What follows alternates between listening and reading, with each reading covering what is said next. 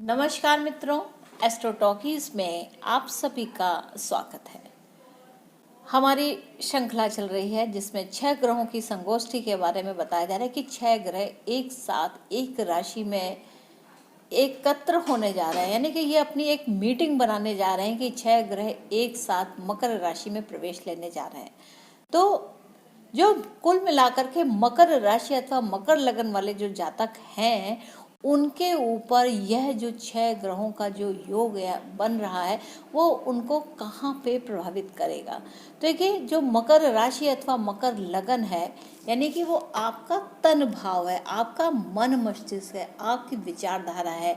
अब इसमें क्या है कि 6 ग्रहों का बैठना यानी कि सारे, जैसे बुध बैठ रहे हैं, गुरु बैठ रहे हैं, शुक्र बैठ रहे हैं, चंद्र बैठ रहे हैं, सूर्य बैठ रहे हैं, शनि बैठ रहे हैं।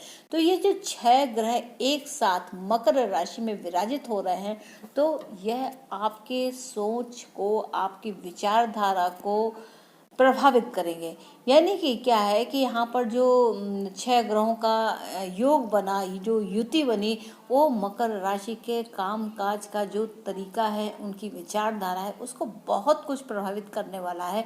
बहुत ज़्यादा उन्हें एक विचारशीलता मिलेगी, एक मंथन का समय मिलेगा कि कैसे कार्य का विस्तार करना है। इस बात का वो बहुत विचार विमर्श करेंगे।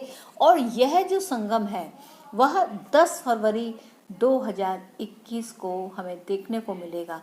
10 फरवरी 2021 से 10 मार्च 2021 के बीच में जो मकर राशि अथवा मकर लगन वाले जो भी जातक हैं उन्हें इसका प्रभाव महसूस होगा। उन्हें lot of thoughts, lot of things विचार करने के लिए आएंगी, सोचने के लिए उन्हें मजबूर होना पड़ेगा और उसके अनुसार ही कार्य करना होगा। तो देखिए, क्या है कि यहाँ पर अगर हम सर्वप्रथम शनि को लेते हैं, यानी कि आपके जो लग्नेश हैं, यानी कि मकर राशि के जो स्वामी लग्नेश हैं, वह अपनी ही राशि में बैठे हैं, यानी कि अपने ही थॉट्स में, अपने ही विचारधारा में वो मगन है। लेकिन जो शनि देव महाराज हैं वह द्वितीय भाव के भी स्वामी हैं और बैठे हैं अपने स्थान से 12वें। यानी कि क्या है कि आपका जो खर्च है, जो इन्वेस्टमेंट है, वो अपने लिए है। यानी कि जो भी आप इन्वेस्टमेंट करेंगे, अपने धन का जो इन्वेस्टमेंट करेंगे वो अपने लिए करेंगे। यहाँ पर एक बात तो ये महत्वपूर्ण आती है। साथ में अगर हम देखें तृतीय भाव के स्वामी होते हैं गुरुदेव महाराज, वह भी बैठे हैं। यानी कि मेहनत भी आप बहुत करने वाले हैं, क्योंकि गुरु अपनी नीच की राशि में है। लेकिन यहाँ नीच दोष भंग हो रहा है, क्योंकि जो जिस राशि में जो ग्रह नीच होता है उसका स्वामी अगर उसी राशि में अथवा अपने उच्च में अथवा अपने भाव में हो तो उस दोष का शमन होता है। यानी कि वह जो दोष है वह खत्म हो जाता है, या वह नील उसको समझना चाहिए कि यानी कि या वो जो दोष है वो एक्टिव नहीं है, उसका कोई प्रभाव नहीं बनता है। तो इस प्रकार गुरु की स्थिति है। और गुरु की अगर हम देखें तो क्या है, श्रवण नक्षत्र बहुत ज़्यादा एक्टिवेटेड है। श्रवण क्या है? श्रवण क्या है? लिसनिंग, सुनना, केवल अपने आप से ध्यान करके, मनन करके अपने बारे में सोचना, अपने दिल की बात को सुनना, अपने मन की बात को सुनना ही श्रवण है। और ये कहीं ना कहीं स्पिरिचुअलिटी को भी लेकर के बात, विचारधाराएं आ सकती हैं। बात करें अगर हम मंगल की, यानी कि चौथे भाव की, तो चौथे भाव यानी कि सुख का जो भाव है उसमें स्वयं मंगल देव बैठे हुए हैं। चौथे भाव में मंगल देव थोड़े से इमोशनल टच देते हैं। वहाँ पर मंगल का जो ट्रू नेचर है, यानी कि बलपूर्वक या जिस काम को ठान लेना उसको करना, बलपूर्वक कार्य को करना, कैसी भी कठिन परिस्थितियाँ आ जाएं और अपने मंगल देव अपने काम को करते ही हैं, वो इमोशनल नहीं होते। लेकिन चौथे भाव के में होने के कारण वहाँ कहीं ना कहीं कुछ इमोशनल्स भी होते हैं और मंगल का जो अपना प्रभाव है वह नहीं दे पाते हैं। तो मंगल चौथे भाव में नीच दोष देता है चौथे भाव के कारण, लेकिन राशि में यह अपनी ही राशि में, तो मंगल की अगर हम स्थिति देखते हैं तो यह स्थिति कुछ तनाव के बाद कुछ सुखपूर्ण बतलाती है। पंचम भाव की स्थिति देखें तो कि पंचम भाव के जो स्वामी हैं वह शुक्र देव हैं, और वहाँ पर स्वयं अगर राहु की स्थिति देखें तो रोहिणी नक्षत्र है जो कि चंद्र है, और यह बैठे हैं लग्न में। तो लग्न में बैठने के कारण पंचम भाव के जो स्वामी शुक्र देव हैं वह लग्न में बैठे, यानी कि आपकी इच्छाओं की पूर्ति, यानी कि आप कुछ नहीं कामों को पूर्ण करना चाहते हैं, उन कामों को, अपनी इच्छाओं की पूर्ति के लिए आप विशेष कर्म करेंगे और अपनी इच्छाओं को पूर्ण करने में सफल भी होंगे।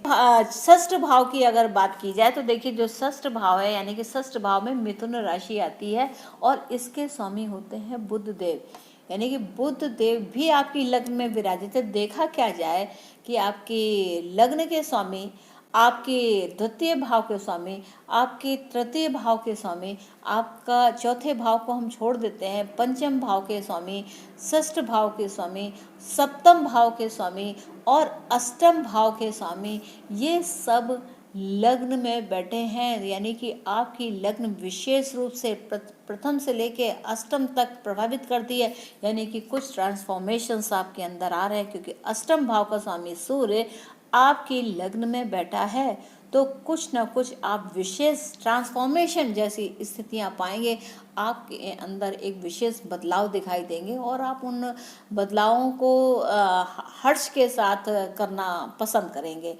क्योंकि देखिए, जो भाग्य का आपका जो स्वामी है यानी कि बुध, वह भी आपकी लग्न में बैठा है, आपके दसम भाव का स्वामी भी लग्न में बैठा है, आपके अगर देखें तो क्या है कि लाभ का जो स्वामी है वह बैठा हुआ है चौथे भाव में, यानी कि लाभ कहाँ से आना है, चौथे भाव, यानी कि माता, भूमि, भवन, वाहन के स्थान से आपको सुख, यानी कि आपको इस प्रकार का सुख मिल सकता है। आपका कोई जमीन या मकान या इसके बारे में, इससे जुड़ी हुई कोई चीज़ें अगर चल रही हैं तो वह इस समय आपको सुख और आनंद देती हैं।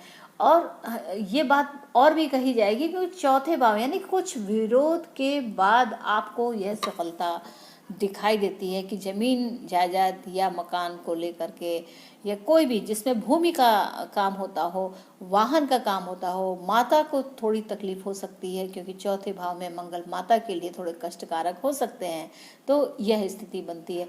साथ में जो द्वादश भाव के स्वामी गुरुदेव हैं वह भी आपकी लगन पर विराजित हैं, तो क्या है कि आपके खर्चे जो हैं वह बढ़े हुए हैं, और वह अपने लिए हैं।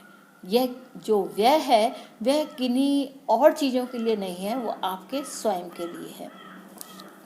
तो देखिए, जो मकर राशि होती है यह अपने आप में आपके सोशल स्टेटस को दिखाती है। अगर हम नेचुरल जोडियाक को देखते हैं तो ये दसम भाव को दिखाती है, यानी कि समाज में, सोशल में आपको लोग कैसे देखते हैं।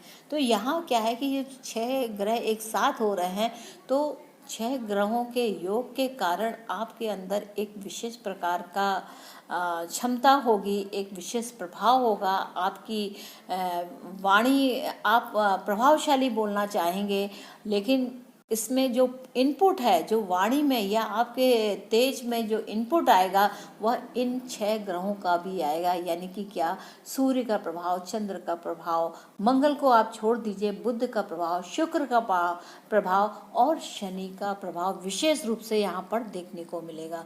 देखिए, जो मकर राशि होती है वह इमोशंस से जस्ट अपोजिट होती है, यानी कि चौथा भाव सुख का जो भाव है, जिसके स्वामी स्वयं चंद्रमा है, और यह इसका जस्ट अपोजिट होती है, यानी कि इसके अंदर इमोशनल इम्बैलेंस होता है, यानी कि वो इमोशंस को नहीं, अपने कार्य की सिद्धि को ज़्यादा महत्व देते हैं, उन्हें इमोशंस से उतना लेना देना नहीं है।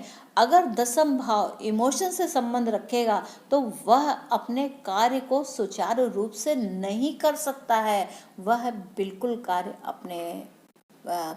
को संपन्न नहीं कर पाएगा। तो मित्रों, ये तो बात थी 6 ग्रहों के योग की मकर राशि में, विशेषकर मकर राशि में यह कैसे प्रभाव देने वाले हैं। तो मित्रों, मुझको आज्ञा दीजिए और आशा है कि आपको मेरे एपिसोड्स अच्छे लगते होंगे, और आप अगर मेरे एपिसोड्स देखते हैं, पसंद करते हैं और आपकी रुचि ज्योतिष शास्त्र में है, एस्ट्रोलॉजी में है, then please to like, share and subscribe my channel astro talkies. और समय समय पर मैं आपके आगे महत्वपूर्ण गोचरों का जो परिणाम होंगे उनको, उनके सब्जेक्ट्स को लेकर के आपके सामने आती रहूँगी। हालांकि मैं इस समय बहुत व्यस्त हूँ और अत्यधिक व्यस्तता के कारण मैं समय से एपिसोड्स भी नहीं दे पा रही हूँ, तो मुझे इसलिए थोड़ा सा माफ़ कीजिएगा। और आने वाले समय में मैं और भी महत्वपूर्ण जानकारियाँ लेकर के आपके सामने पुनः उपस्थित होंगी। तब तक मेरा चैनल सब्सक्राइब करें। बाय, नमस्ते।